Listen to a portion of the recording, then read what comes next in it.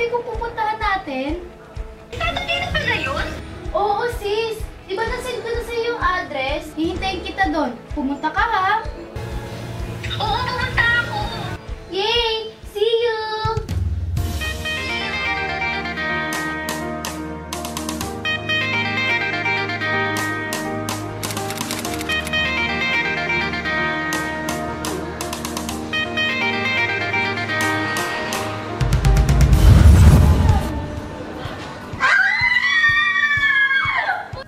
Finally, you're here! Ano ba yun? Oo, dito na yun. Pasok na tayo. Uy! Welcome to Life Ignite! Siya yung invite mo? Yes po, kuya. Siya na po yung in-invite ko. Okay. Wait lang po, may gagawin lang po ako sa likod. Maiwan ko na po muna kayo. Ah! Sis, mamaya na lang. Ay, sige. Good. Hi! Ako nga pala si Ray. Isa akong grade 12 student.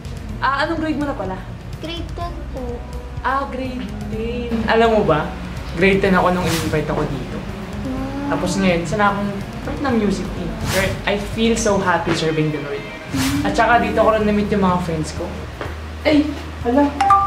Mag-i-start na pala yung gig. Si Kuya AJ mo na yung bahala sa iyo. Uy, Kuya AJ! Alison, ikaw yung new friend? Ay, ako si Kuya AJ. May kwento ako sa'yo. Alam mo, ako talaga yung pinaka-pogi dito, naniniwala ka ba?